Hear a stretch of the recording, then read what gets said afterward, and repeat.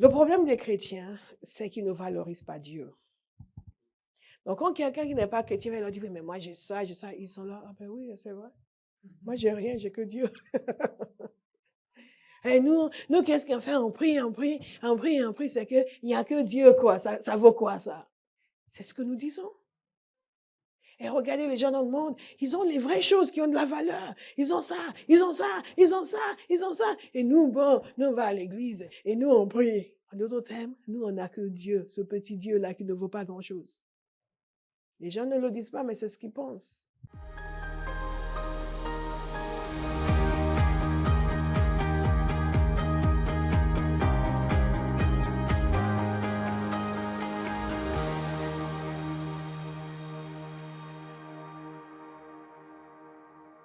Chaque message que vous entendez est un dépôt dans votre vie qui devrait porter du fruit. En tant que créatures déchues et bien entendu rachetées, nous sommes plus facilement affectés par le mal que par le bien. Il faut donc prendre un soin particulier à nous plonger dans le bien afin de développer un état d'esprit de justice et des réflexes qui tendent vers le bien. La connaissance de Dieu est le plus grand bien auquel l'homme puisse aspirer. Le contenu de l'information qui nous éduquera en Dieu doit être notre consommation régulière. Sinon, nous coopérons avec les forces qui cherchent à pervertir notre pensée et à subjuguer nos esprits. Polluons ainsi nos vies et détournons nos destinées. Ce que vous faites avec la parole de Dieu détermine ce que la vie fera de vous. Ce que vous faites avec la parole de Dieu détermine ce que la vie fera de vous. Alléluia. Regardez avec moi dans Deutéronome chapitre 7, verset 9. Sache donc que c'est l'Éternel ton Dieu qui est Dieu. Ce Dieu fidèle garde son alliance et sa bonté jusqu'à la 1000e génération envers ceux qui l'aiment et qui respectent ses commandements. Ce Dieu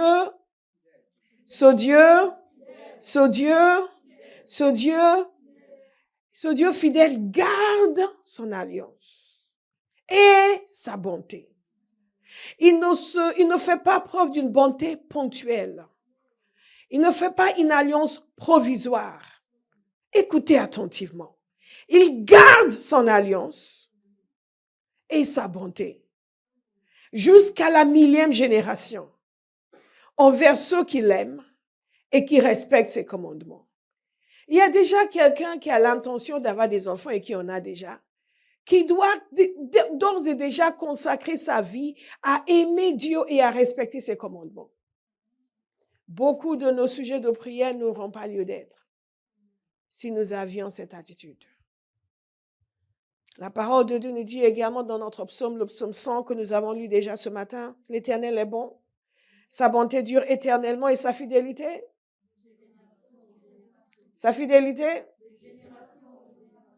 Alléluia. 2 Timothée 2, 13 nous dit aussi, si nous sommes infidèles, lui reste fidèle, car il ne peut se renier lui-même. Il reste fidèle, car il ne peut se renier lui-même. En d'autres termes, si Dieu devait être infidèle, il serait en train de se renier. Donc la fidélité est intrinsèque à sa façon d'être, à sa nature. Il ne peut être infidèle. Quelqu'un n'a pas compris ce que je viens de dire. Comme il ne peut pas être mauvais, il ne peut pas être infidèle. Et il y a beaucoup de choses sur lesquelles les gens ont des doutes. Seigneur, est-ce que tu vas être fidèle envers moi? Est-ce que tu vas me soutenir? Est-ce que tu vas me porter? Ce sont des considérations qui sont dues au manque de révélation de Dieu. Dieu ne peut être infidèle. Il est toujours fidèle. Pas uniquement parce qu'il s'est penché spécialement sur votre cas et qu'il a décidé que vous avez une meilleure tête que Olive. Donc, il va vous faire grâce, vous. C'est parce qu'il est fidèle. Il est intrinsèquement fidèle.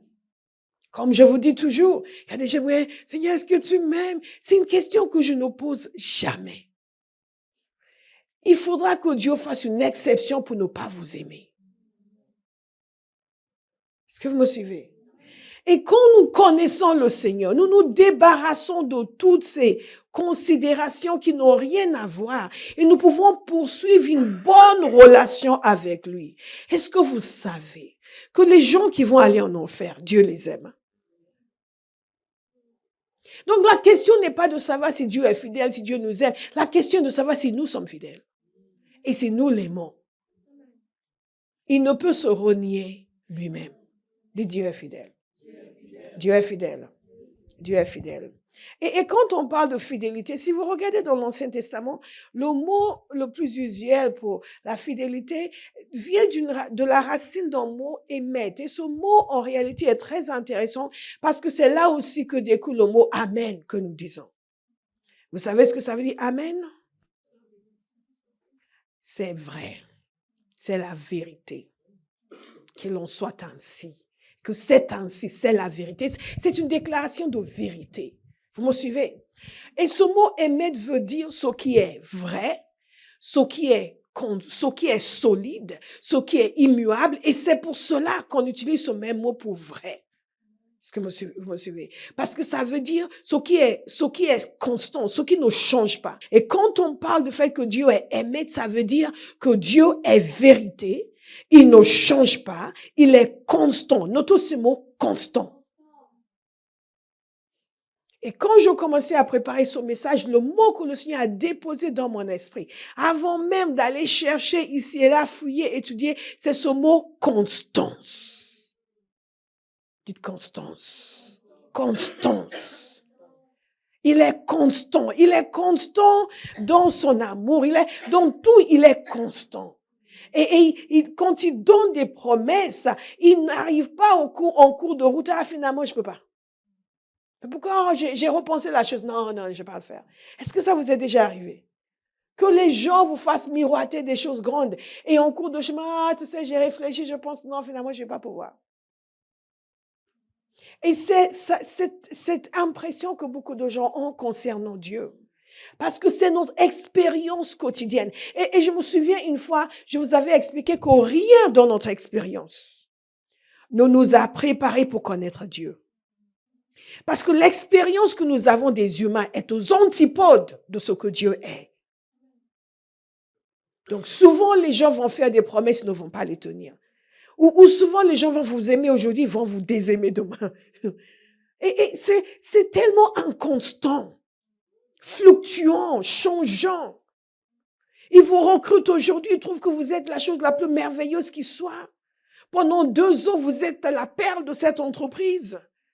Tout d'un coup, le lendemain, ils changent d'avis. Vous ne savez pas ce qui s'est passé.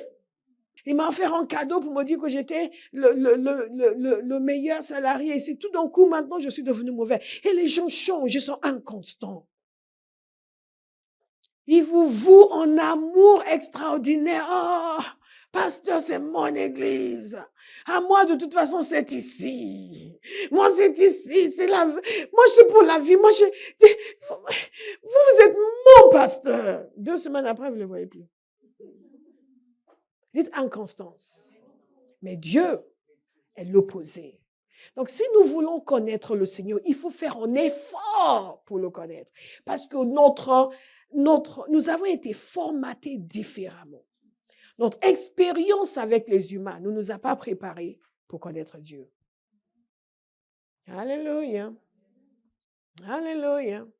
Des promesses non tenues, des amitiés brisées, des alliances brisées.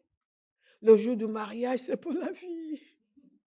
Il l'a poursuivi pendant 5 ans. Elle ne voulait pas, il l'a poursuivi pendant 5 ans.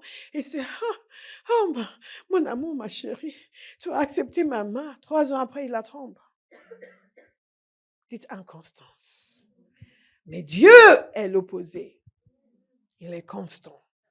Et pour que cette réalisation descende en nous, nous devons prendre le temps de méditer la chose et laisser Dieu expulser toutes les barrières que nous avons créées en nous à cause de notre expérience avec l'infidélité des humains. Pour que nous puissions avoir du repos le concernant et croire à sa fidélité. Alléluia. Beaucoup de gens vont écouter, ah oui, mais Dieu est fidèle, Dieu est fidèle. Il y a beaucoup de gens qui disent Dieu est fidèle, et qui se comportent comme si Dieu était le plus infidèle de tout ce qui pourrait exister. Parce que ce qu'ils disent avec leur langue n'est pas descendu dans le cœur. Et que les choses que l'ennemi a construites à l'intérieur d'eux n'ont pas été démantelées. Dieu est constant. Cela parle de constance, de continuité, de fermeté, fiabilité. Fiabilité. Combien de fois les gens vous promettent de faire quelque chose? Oui, on va faire. Mais dès qu'il y a le moindre problème, ils commencent à rouspéter. Ils commencent à se plaindre. Comme si vous leur aviez mis une corde autour du cou quand ils ont dit qu'ils allaient le faire. Mais ils n'ont pas envisagé réellement de se donner. Ils ont juste envisagé de faire comme ça. Et puisque c'est devenu compliqué, Et nous pensons que quand les choses deviennent compliquées dans nos vies, là, Dieu est à l'écart. Non, pas du tout. Pas du tout. Il est fidèle. Il est fidèle. My God, God is faithful. Nous allons voir la fidélité de Dieu dans des choses auxquelles peut-être nous ne réfléchissons pas. Et ça nous ramène encore à notre méditation du psaume 111 et à mon nouveau livre, Grand Dieu, continuez à prier pour moi. La traduction doit avancer. Au nom de Jésus.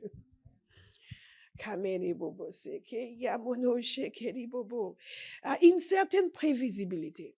Pas parce que Dieu est prévisible, après tout, il est souverain, il peut faire ce qu'il veut, mais il nous a donné une garantie sur ce qu'il fera. Il a dit, I will be with him in trouble. Je serai avec lui dans la difficulté. Donc, c'est prévisible. Il n'y a pas à dire, je suis dans la difficulté, est-ce que Dieu est avec moi? Je ne sais pas, il est souverain, donc il a peut-être décidé qu'il ne sera pas avec moi. Non, non, non. Il nous a donné une prévisibilité à cause de sa fidélité. Vous me suivez?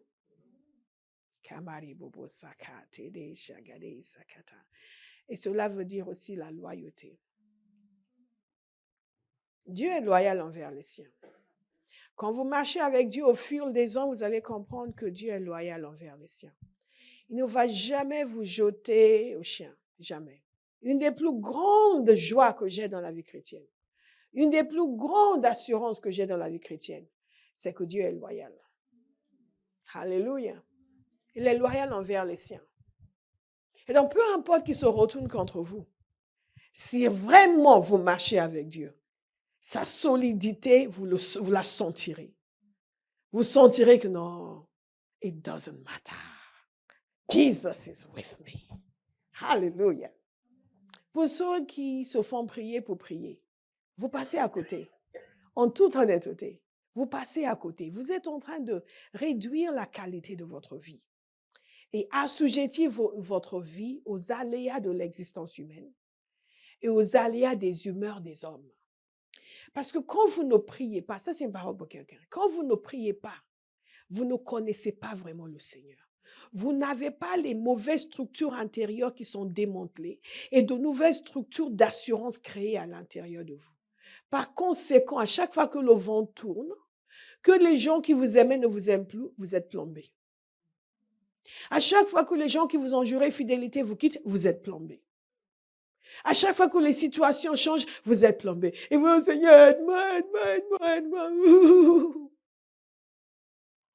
Mais ce n'est pas comme ça que nous sommes censés vivre. Nous sommes censés vivre dans la sécurité que nous offre sa fidélité. Que contre vents et marées, Dieu est toujours fidèle. Dans toutes les saisons, Dieu est toujours fidèle. Les choses changent, Dieu est fidèle. Il y a des personnes qui ont beaucoup d'amis quand ils sont prospères. Il y a un changement dans leur fortune. Ils ne peuvent plus offrir de belles voitures à leurs amis. Tout d'un coup, leurs maisons sont vides. Ils ne peuvent plus payer la scolarité des amis, des voisins. Tout d'un coup, tous ces visiteurs disparaissent. Avant, ils avaient du mal à trouver un temps pour eux-mêmes parce qu'il y avait constamment des gens qui venaient les saluer, qui les saluaient dans la rue. Regardez Job. Quand le vent a tourné pour lui, on commençait à demander quel péché il a commis. Mais Dieu lui est resté fidèle. Et Dieu l'a restauré. Dites fidélité. Comprenez cet attribut de Dieu et vous allez vivre tranquille. La semaine prochaine, nous allons voir, parce que j'ai décidé que je ne vais pas courir. La semaine prochaine, nous allons voir ce que ça amène dans notre vie que d'avoir cette assurance de la fidélité de Dieu. My God, Makoremisa. Vous allez devenir en mystère. Les gens ne vous comprendront plus. Ils vous ont laissé, comme ils ont laissé le pauvre, laissé pour mort. Ils pensent que c'est fini, on l'a achevé. La prochaine fois qu'ils vous revoient, ils ont l'impression que vous êtes encore plus fort qu'avant. Parce que Dieu est fidèle. C'est à lui que l'on fait plaisir. On est suspendu à ses lèvres, on vit pour lui parce qu'on sait. Because he lives, I can face tomorrow. Because he lives, all fear is gone. Because I know he holds my future. And life is worth living just because he lives. Parce qu'il vit, je n'ai rien à craindre. Mes lendemains sont assurés. Entre ses mains, il tient ma vie pour ce temps et l'éternité. Je sais qu'il vit. Il n'y a rien de plus merveilleux qu'un chrétien qui est assis dans l'assurance de la fidélité de Dieu. On ne peut plus vous menacer. On ne peut plus vous terroriser. Vous marchez dans la droiture. Non, on ne peut plus vous dominer. On ne peut plus vous intimider. Il y a beaucoup de serviteurs de Dieu qui ont besoin d'une révélation de la fidélité de Dieu. Parce que ce groupe décide on s'en va, pasteur, si vous n'arrêtez pas de parler, allez-vous-en. Que Dieu vous garde. Parce que ce n'est pas vous qui avez fondé cette œuvre, c'est Dieu. Ce n'est pas vous qui la soutenez, c'est Dieu. Et tant que je continue à faire ce qui lui plaît, I can face tomorrow because he lives. All fear is gone because I know, he holds up a house and life is worth living just because he lives. Recevez ce matin la révélation de la fidélité de Dieu. La fidélité de Dieu. David a dit, j'ai été jeune, je suis vieux. Je n'ai jamais vu le juste abandonné, ni sa descendance mendier son pain. Beaucoup de gens se laissent intimider parce qu'ils ne connaissent pas la fidélité de Dieu. Il est loyal, dites il est loyal. Il est loyal. Il est loyal. Ce n'est pas parce que vous vivez quelque chose de difficile que tout le monde doit pouvoir vous dire n'importe quoi. Tout le monde veut parler. Dès que vous vivez des circonstances difficiles, chacun veut parler. Même les gens qui n'ont pas prié depuis 5 ans. Ils ont une opinion. Oui, c'est peut-être parce que le Seigneur, il t'a dit ça, quoi. Oui, mais tu continues encore de parler, mais on va juste t'aider. Hein. Vas-y, va-t'en, les amis de Job. Please go. Bien-aimés, soyez fidèles envers le Seigneur. Si vous êtes fidèles envers le Seigneur, tous ces gens qui ne sont pas fidèles envers Dieu, en quoi ils sont là, en quoi ils ne sont pas là, en quoi ils sont là, en quoi ils ne sont pas là, en quoi ils sont dans la boîte de nuit, en quoi ils sont dans la louange. Et quand les premiers arrivent, oh Seigneur, oh, okay. Non. On peut être serein. Quand on honore le Seigneur, on peut être serein. Parce qu'il est fidèle. Il est loyal. Il est loyal. Je le redis encore pour un serviteur de Dieu qui me regarde ce matin. Dieu est loyal. Il n'abandonne pas ses serviteurs. Il n'abandonne pas ses serviteurs. Il ne donne pas raison à des gens charnels contre ses serviteurs. Qu'ils le servent fidèlement jour et nuit. Non, il est loyal. Je vous le dis, Dieu est loyal. Même quand la sœur et le frère de Moïse se sont levés contre lui, eux-mêmes serviteurs, Dieu les a repris sévèrement. Quelqu'un doit m'entendre ce matin. Je ne sais pas quel serviteur de Dieu m'écoute ce matin, mais quelqu'un doit m'entendre. Même comme les frères et la sœur de Moïse, c'était pas n'importe qui, se sont levés contre lui. Dieu les a repris sévèrement parce qu'il est fidèle. Il est loyal envers les siens. Il y a beaucoup de serviteurs de Dieu qui se laissent piétiner parce qu'ils pensent qu'ils ont besoin des gens. S'ils ne viennent pas, tu vas prêcher aux chaises vides. Où est le problème? Les anges sont là. What is the problem? Mieux vaut prêcher devant les anges que de prêcher devant une assemblée de gens mauvais et qui veulent t'intimider, qui veulent... Il y a quelqu'un qui doit entendre ce que je dis ce matin. Ce n'est pas dans mon message, ce n'est pas dans mes notes. Et chacun de nous, là où nous sommes, vous avez une entreprise et on vous dit, si vous ne volez pas, si vous ne trichez pas, si vous ne signez pas des fausses factures, vous n'allez pas réussir. Non, Dieu est fidèle. Non. Le chrétien ne réussit pas par le mensonge. Il réussit dans la fidélité envers Dieu. Et Dieu peut être fidèle parce qu'il est omniscient. Il peut être fidèle parce qu'il est omnipotent, parce qu'il est souverain, parce que toute situation lui est assujettie.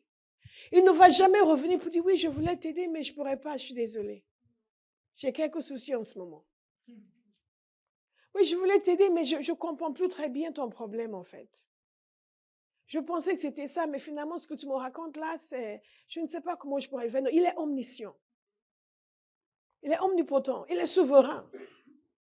Donc, il peut être fidèle. Il a la capacité d'être fidèle. Il n'est pas seulement fidèle parce qu'il est bon, mais il est fidèle parce qu'il a le moyen d'être fidèle. Il y a des gens qui ils n'ont pas le moyen d'être fidèles. Ils disent, oui, je vais être là, et ils ne peuvent pas. Ils se réveillent, ils ne peuvent plus bouger. J'avais dit que je serais là, mais je te soutiens de loin. J'ai mal aux jambes. Dieu n'a jamais mal aux jambes. Il a le moyen, il est fidèle parce qu'il est miséricordieux. Et il est fidèle parce qu'il est immuable. Il ne change pas, il a promis, il le fera. Immuable.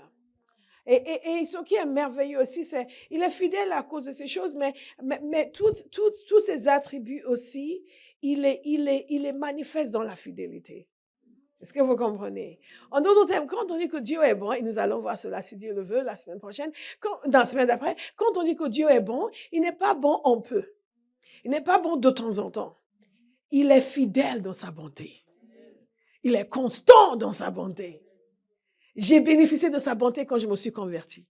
Ce matin, j'ai encore bénéficié de sa bonté. Pendant que je prêche ce message, je bénéficie de sa bonté parce qu'il est fidèle, il est constant dans sa bonté.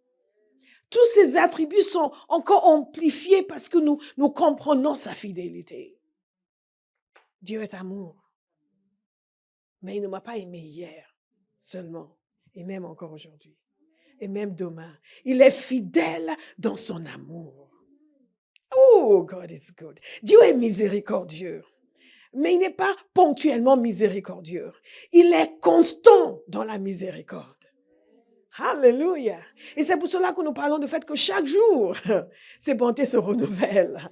Chaque jour parce qu'il est fidèle. Il est... Aïe, aïe, aïe. Kamase katai. Il faut que je commence mon message. Dans Malachie chapitre 3, verset 6, il dit, je suis l'Éternel, je ne change pas.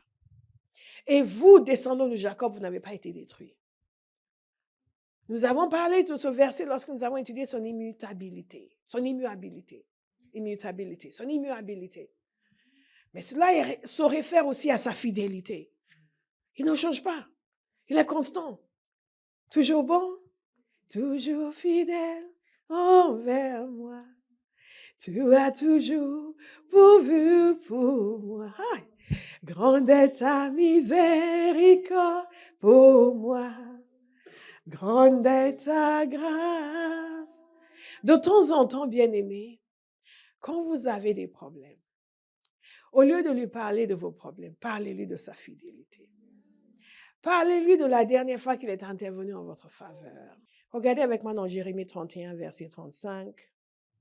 Si vous savez ouvrir rapidement vos Bibles, nous allons voir beaucoup de passages parce que je veux que vous voyez la fidélité de Dieu évoquée dans ces différents passages. Et nous parlons de dimension de fidélité. Les dimensions de fidélité. D'abord, la fidélité de Dieu se voit dans la création. Et nous en avons parlé quand nous avons étudié le psaume 111. Mais souvent, les gens ne nous voient même pas. Et la semaine prochaine, nous allons voir à quel point il y a un lien entre la fidélité de Dieu dans la création et sa fidélité envers nous. Dieu lui-même fait le lien. Il nous invite à voir sa fidélité dans la création pour comprendre sa fidélité et donc être sûr qu'il est fidèle envers nous. Oh. Le prophète Jérémie déclare ceci: voici ce que dit l'Éternel, celui qui a donné le soleil comme lumière du jour, qui a donné comme règle à la lune et aux étoiles d'être des lumières dans la nuit, qui agite la mer et fait gronder ses vagues, lui dont le nom est l'Éternel, le maître de l'univers. Donc il est en train de nous dire ici que la création n'est pas le fruit du hasard, que c'est Dieu qui a tout réfléchi à l'avance et tout mis en place. Donc, qu'est-ce qu'il a fait? Il a donné le soleil comme lumière du jour et la nuit comme lumière de nuit. La nuit avec la lune avec les étoiles comme lumière de nuit. C'est lui qui agite la mer et fait gronder ses vagues. Et qu'est-ce que vous constatez? N'est-ce pas?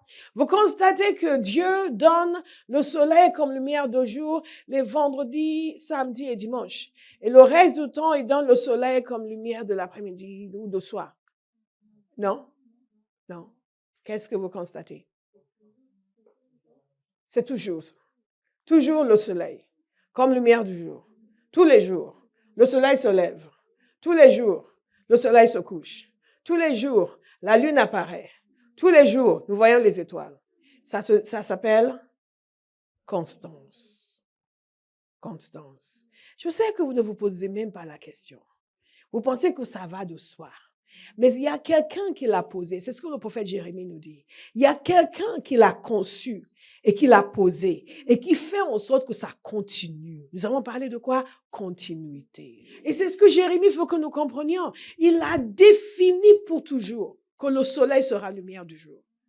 Il est Dieu, il est souverain, il a tout créé. Il peut dire, on va tout changer. Ramener un peu de piquant dans la vie des humains. On va les confondre un peu. Tout change. Le soleil disparaît. Non. Il y a une constance dans la nature, n'est-ce pas? Il y a une constance. Le soleil se lève tous les jours. D'ailleurs, en fonction des endroits, on sait exactement à quelle heure le soleil se lève. Dites constance. Dans nos livres de géographie, ils nous ont appris, dans tel endroit, le soleil se lève à telle heure. Dans tel endroit, le soleil se lève à telle heure. Dans tel endroit, le soleil se lève à telle heure. Et la géographie existe et toutes ces sciences existent parce qu'ils sont en train de définir avec certitude des éléments que Dieu a placés dans l'univers. Parce que Dieu est constant. Il est constant. Nous voyons donc sa fidélité, sa constance. La continuité de ses œuvres. Nous avons une certitude. Le soleil va se coucher ce soir. On ne se pose pas la question. Et vous allez voir que Dieu nous invite à méditer sur cette constance. Et à en trouver une inspiration pour alimenter notre foi en sa constance envers nous. Alléluia. Parce qu'il ne change pas. Il est immuable. Alléluia. Dans Matthieu chapitre 5, verset 45, il nous dit ceci. Jésus parle. Il dit en effet, il fait lever son soleil sur les méchants et les bons. Il fait pleuvoir sur les justes et sur les injustes. Dites Constance. Il fait lever son soleil au cas où vous aviez un doute pour dire que le soleil se lève tout seul. Jésus dit, il fait lever son soleil. Il fait pleuvoir. Il fait lever son soleil. Il fait pleuvoir. Que Dieu agit avec constance dans la nature. Avec continuité dans la nature. Donc la fidélité de Dieu se voit d'abord dans le soleil. Dans Genèse chapitre 8, il nous a dit ceci. Lorsqu'ils sont sortis de l'arche, Noé a fait une offrande. Et Dieu a senti l'odeur de son offrande. Quelque chose dans l'adoration de Noé a touché son cœur. Et Dieu lui-même s'est dit, tant que la terre subsistera, les semailles et la moisson, le froid et la chaleur, l'été et l'hiver, le jour et la nuit ne cesseront point. Dites Constance. Tant que la terre subsistera, les semailles et la moisson, le froid et la chaleur, l'été et l'hiver, le jour et la nuit ne cesseront point. Il y a quelques années, on nous a fait peur en nous parlant de réchauffement climatique. Mais Dieu a dit que le froid ne cessera pas. Maintenant, on nous fait peur, on ne parle plus de réchauffement, on parle maintenant de changement climatique. Dans quel sens, en fait? Mais il y a des choses que Dieu a établies, que l'homme, avec tout ce qu'il fait, ne peut pas détruire. Tant que Dieu n'a pas dit, OK, ça peut partir. Parce qu'il est constant.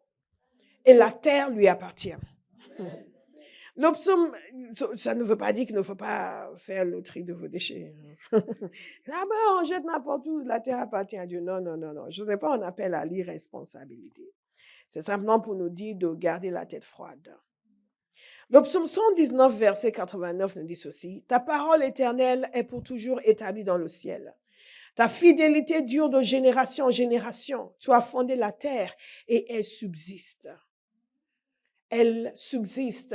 La nouvelle édition de Genève dit, elle demeure ferme. Tu l'as fondée et elle demeure. On va le dire ensemble. Tu l'as fondée et elle demeure. Tu l'as fondée et elle demeure. Parfois, quand vous faites votre méditation, ne lisez pas juste rester là. Tu l'as fondée et elle demeure. Tu l'as fondée et elle demeure. Donc, il y a une continuité. Il y a une persistance. Il y a une constance. Si la terre demeure, et c'est toi qui l'as fondée, ce que tu fais dans ma vie aussi va demeurer. Tes bontés dans ma vie vont demeurer. Parfois, il se passe quelque chose de bon, Dieu fait quelque chose, oui, attention, mais je connais des gens qui ont ça, ils l'ont perdu. Non, non, non, moi, ça demeure. Amen. Alléluia. Moi, ça va demeurer. Amen. La terre qu'il a fondée, elle demeure. Ces bienfaits dans ma vie vont demeurer. Parce que c'est tout à fait dans son caractère. Dites fidélité, constance, vérité. Alléluia. Donc, nous voyons le soleil se lever tous les jours. Les étoiles maintenir leur course. Et nous prenons ces choses pour acquises. Mais c'est la démonstration de la fidélité de Dieu. On peut se promener tranquillement sans avoir peur que quelque chose va nous tomber sur la tête du ciel. Ça peut tomber de la maison du voisin. Mais pas du ciel parce que quelque chose est disloqué. Non, tout est dans l'ordre. La parole de Dieu nous dit qu'il a posé les étoiles et chacune est dans sa course et il n'y a pas une seule qui manque. Et je l'ai mis dans mon livre d'ailleurs. Je n'ai pas perdu une étoile. Je ne peux pas perdre ce qui est à moi. Il est constant, fidèle. Faithful is the Lord in all of his ways. Nous allons nous coucher, nous ne demandons pas si le ciel ne va pas nous tomber sur la tête. Si la terre ne va pas s'ouvrir devant nous. Et de temps en temps, nous entendons parler de glissement, de ceci. Et nous sommes là, wow. Et ça fait des images virales sur les réseaux. Pourquoi? Parce que c'est exceptionnel. Parce que c'est exceptionnel. Mais nous vivons tous même dans les endroits où ça se produit, les gens sont toujours tranquilles. Ils ne sont pas constamment... Pourquoi? Parce que ça reste toujours exceptionnel. Et vous sortez chaque jour. Ne vous demandez pas, cette terre sur laquelle je marche, je ne sais pas ce qu'il y a dessous. Est-ce qu'elle est ferme? Elle demeure ferme. Elle demeure ferme. Elle demeure ferme. Merci Père pour ta fidélité. Toutes ces choses auxquelles nous ne pensons pas. Mais si nous devions nous arrêter pour réfléchir, si nous devions nous arrêter pour méditer, Parfois, les êtres humains se comportent comme si c'était eux qui avaient créé la terre. Ils vont vous dire, oui, mais nous, mais comment ça, il y a un Dieu, mais nous, on sait depuis que, tu vois, le soleil, c'est toi qui l'as créé. Et que, non, mais moi, on sait comment les étoiles fonctionnent. Avant, les gens n'avaient pas, ils pensaient que c'est quelque chose qu'ils pensaient. Est-ce que c'est toi, tu peux créer une étoile? Kamani Baba. Nous nous comportons comme si la terre nous appartenait. Mais elle est la sienne. Nous sommes des locataires. Pas toujours reconnaissants. Alléluia. C'est mon commande, Bobo, ça dit Constance.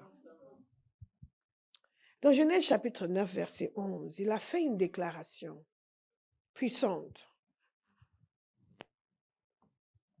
à Noé. Il dit, j'établis mon alliance avec vous.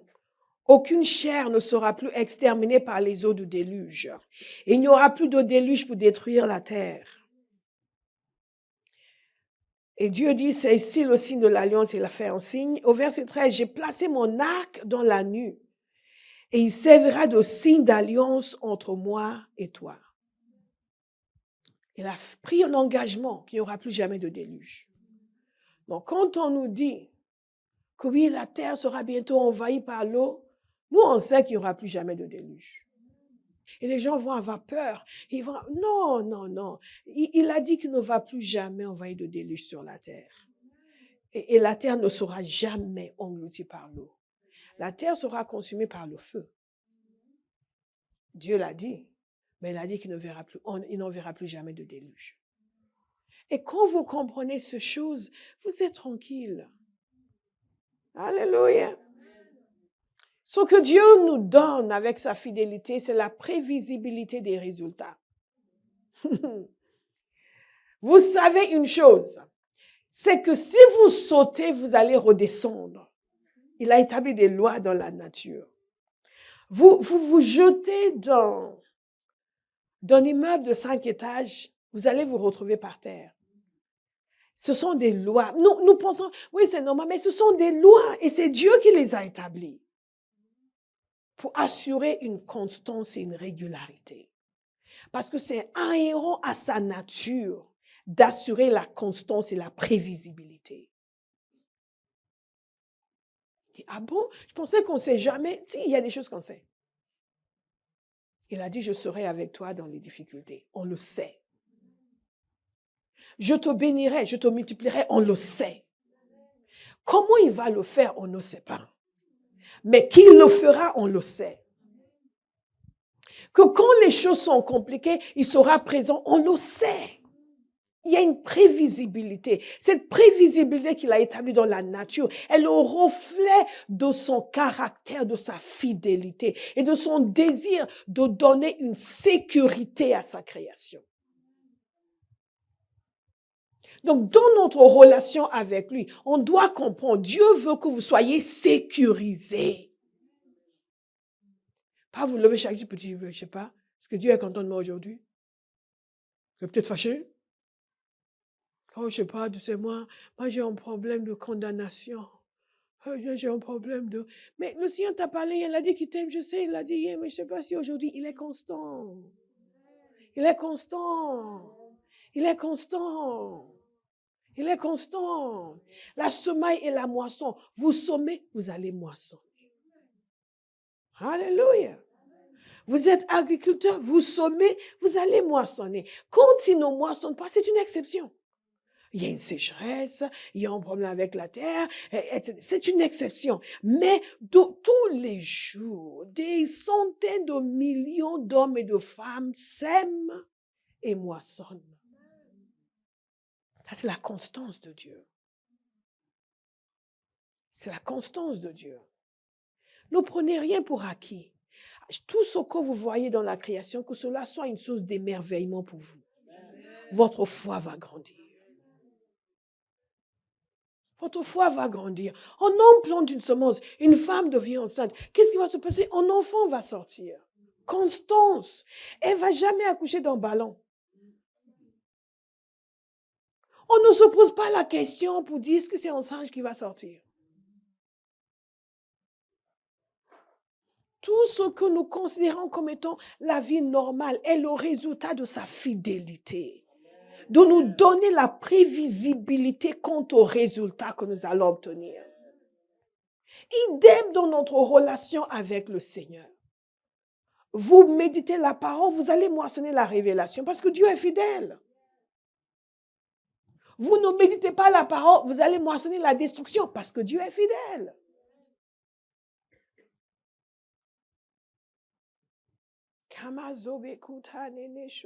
Vous priez, vous allez moissonner des résultats, des réponses aux prières parce que Dieu est fidèle. Ce n'est pas moi je prie, mais j'espère vraiment que Dieu va. Non. Il n'est pas inconstant. Il a dit demandez et il vous sera donné. Il est constant, il est fidèle. Alléluia. Alléluia. Je vous invite à réfléchir. C'est la raison pour laquelle, soi-même, on va parler de notre fidélité la semaine prochaine. On fait attention. Parce que Dieu a dit que quand vous semez, vous allez moissonner. Et il est fidèle.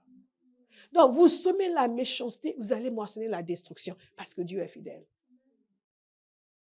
Vous semez l'amour, vous allez moissonner l'amour. Peut-être que Olive ne va pas vous aimer comme vous l'aimez, mais quelqu'un d'autre va vous aimer 10 fois plus. Sauf si vous entrez dans la chair, personne ne m'aime ici, il m'aime personne, ils sont mauvais. Et vous aussi, vous sombrez dans la méchanceté. Donc, vous annulez votre moisson. Et Dieu est fidèle. Dieu est fidèle. Dieu est constant. Alléluia. Alléluia. Alléluia. Je ne sais pas si vous êtes bénis par ce message, mais moi, je suis béni en le prêchant. I am so happy. My God is faithful. Donc, vous vivez devant un auditoire unique. Dieu seul, vous êtes à plat ventre devant lui parce que votre vie, on a vu qu'il est souverain, donc notre vie dépend de lui. Mais il est aussi fidèle. Donc, tout ce que nous allons lui donner, nous allons moissonner. Oui, mais je ne sens pas la présence de Dieu. Va rester avec lui, tu vas sentir sa présence. Zégo, tu ne passes pas de temps avec lui. Oh, mais ce n'est pas Dieu, c'est la vérité. Parce que Dieu est fidèle. Quand tu commences à passer du temps avec lui, Seigneur, je suis là, je ne pars pas. Tu es fidèle, tu es fidèle, tu es fidèle, tu es fidèle. Chantez et dansez pendant quelques heures. Merci Seigneur, je vais aller manger maintenant. Je reviens là demain. Et vous êtes là, vous n'êtes pas... Eh mais Seigneur, je sens pas... On est trop préoccupés par nous et pas assez par Dieu. C'est ça notre problème. Offrez-lui quelque chose. Vous allez voir à quel point il est fidèle. Un jour, vous allez juste vous lever. Wow, la puissance de Dieu va vous envahir. Wow, what is this? What is this? Oh, le Dieu est faithful. Dieu est fidèle. Makamosukata. La prévisibilité. C'est pour cela que la science existe. Parce que Dieu est fidèle dans la nature, dans sa création. Il a créé une prévisibilité. Il a créé des lois. Et donc, ces lois peuvent être explorées. Ces relations de cause à effet peuvent être explorées. C'est pour ça que la science existe. Un jour, on était au centre commercial avec la Lituanienne. On est passé à la caisse et on a commencé à parler à un jeune homme du Seigneur. Il m'a dit, moi, non, lui, il ne croit pas en Dieu parce que lui, il croit à la science. Et ça nous a fait rire. Ça me fait toujours rire quand je rencontre des gens qui ne savent pas grand-chose et qui disent que oui, il croit à la science, donc il ne croit pas en Dieu. Non, mais la science est l'expression de la réalité de Dieu. Amen. La science existe parce que Dieu a mis des choses précises en place que la science peut étudier. Kabasekata. Logwa maneo, sokenama, zumaneke, otomberi, azomberika, bozoika, maneku, namaneku, manazekia. Une fois, j'étais avec des gens avec qui je travaillais.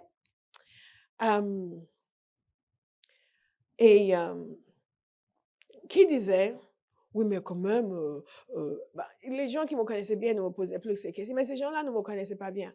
Donc, ils étaient autorisés à me poser des questions comme ça. Et ils ont dit, oui, mais quand même, tu crois en Dieu, tu crois quand même pas à ce que Jésus soit né d'une vierge. J'ai dit, pourquoi pas? Par sa nature même, si Dieu est Dieu, il est capable de tout faire. Il a créé le corps humain, il peut faire ce qu'il veut avec, mais c'est une évidence.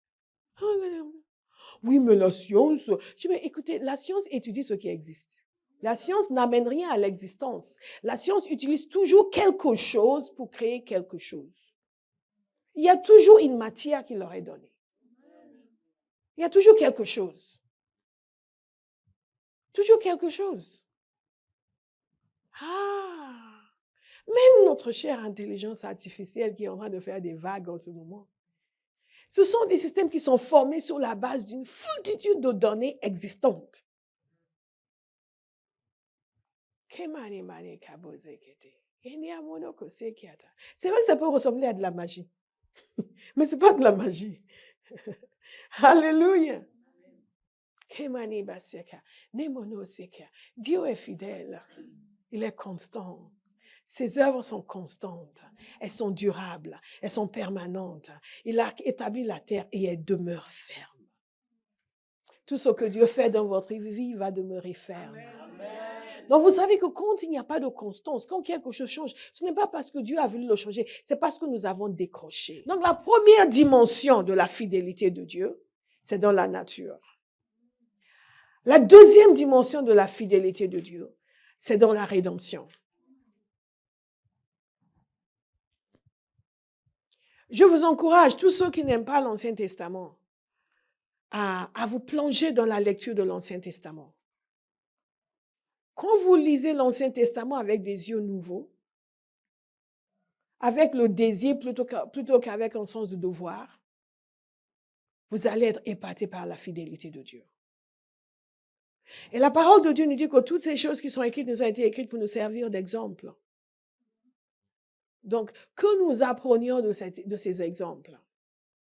Quand vous voyez la fidélité de Dieu, regardez l'homme qu'il a créé, à quel point il a fait preuve de fidélité à son égard. L'infidélité, c'est ce que la parole de Dieu nous dit, que quand nous sommes infidèles, lui demeure fidèle. Parce qu'il ne peut pas se renier à lui-même. Depuis le début, l'homme a été infidèle et il est resté fidèle. Nos premiers parents étaient infidèles, il est resté fidèle. Ensuite, il s'est occupé de la génération suivante. Caïn a été infidèle, il est resté fidèle. Ensuite, il a vu tous ces gens qui sont devenus mauvais et il a pris Noé et il a été fidèle envers lui. Après, c'était Abraham. Il lui a fait des promesses et il est resté fidèle. Nous, c'est génération micro-ondes. Maintenant et hier, s'il te plaît, Seigneur. Je t'aime, je t'adore, je t'ai loué 5 heures hier, maintenant, produis le résultat. Non, c'est de fidélité. Quand vous avez l'assurance de la fidélité de Dieu, vous pouvez l'attendre. Vous pouvez être posé. On ne vient pas vous déranger pour dire, oui, mais tu sais quel âge tu as? Tu n'as toujours pas ta maison? C'est quelle vie chrétienne que tu as? C'est quel Dieu que tu sers? Moi, je ne suis pas chrétien, regarde tout ce que j'ai. Vous allez pouvoir les regarder droit dans les yeux. Je ne sers pas Dieu pour une maison. Je sers Dieu pour lui-même. Et en tant qu'enfant de Dieu, ce que j'ai dépasse largement et infiniment tout ce que tu possèdes. Parce que ce que j'ai a infiniment plus de valeur que ce que tu as. Le jour où vous allez regarder quelqu'un droit dans les yeux, vous allez lui dire ça, ça va être la fin. Il va se calmer. Le problème des chrétiens, c'est qu'ils ne valorisent pas Dieu. Donc, quand quelqu'un qui n'est pas chrétien va leur dire, mais moi j'ai ça, ils sont là, ah ben oui, c'est vrai. Moi, j'ai rien, j'ai que Dieu. Et nous qu'est-ce qu'on fait? On prie, c'est qu'il n'y a que Dieu, quoi. Ça vaut quoi, ça? C'est ce que nous disons. Et regardez les gens dans le monde, ils ont les vraies choses qui ont de la valeur. Ils ont ça, ils ont ça, ils ont ça, ils ont ça. Et nous, bon, nous on va à l'église et nous on prie. En d'autres termes, nous on n'a que Dieu, ce petit Dieu-là qui ne vaut pas grand-chose. Les gens ne le disent pas, mais c'est ce qu'ils pensent. Mais une autre génération est en train de se lever, qui comprend que Dieu est fidèle et qui marche tête haute. Alléluia. Et donc Dieu peut donner l'abondance. Parce qu'il ne met pas l'abondance avant Dieu. Et ne valorise pas les biens par rapport à Dieu. Dieu est donc fidèle dans le plan de rédemption. dans toutes ses actions avec nos premiers parents, dans toutes ses actions avec leurs descendants, avec notre Père spirituel Abraham, avec tous ceux qui l'ont suivi, génération après génération. Et quand le psaume 100 dit et sa fidélité dure de génération en génération, nous voyons cela littéralement dans la parole de Dieu, de génération en génération. Quand le peuple était infidèle, Dieu restait fidèle. Parce qu'il ne peut se renier lui-même. Il était fidèle envers David. Il était fidèle envers David, il était fidèle envers son fils Salomon. Il était fidèle envers la maison de David. Au point où des années, des centaines d'années après la mort de David, il disait encore, à cause de mon serviteur David. Je ne sais pas si ça ne vous dit rien, vous. Mais à chaque fois que je lis ces passages, ça me fait quelque chose.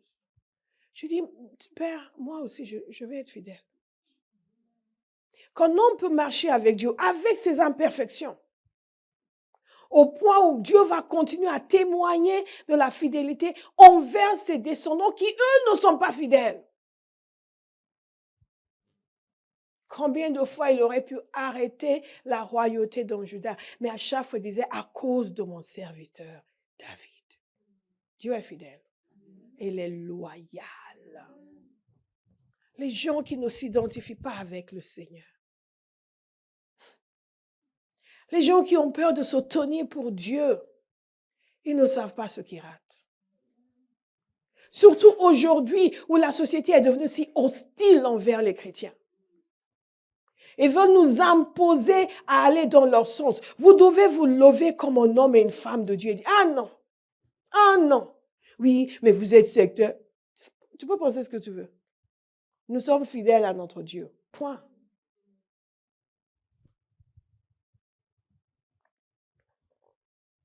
Une fois, quelqu'un me posait des questions sur des questions morales.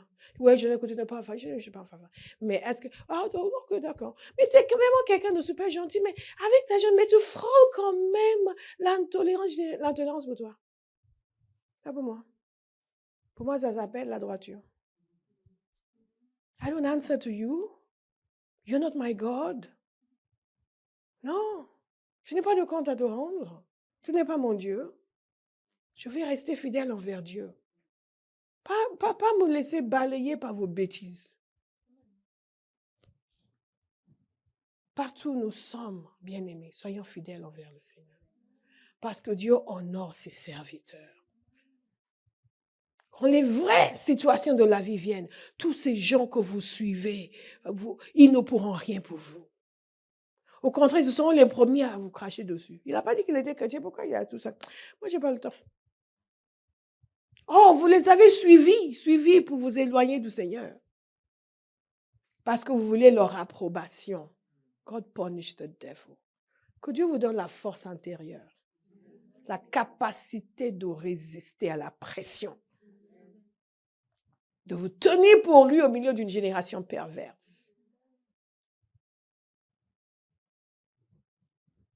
Quand Luther a cloué ses thèses sur les portes de l'église, et il a créé un séisme.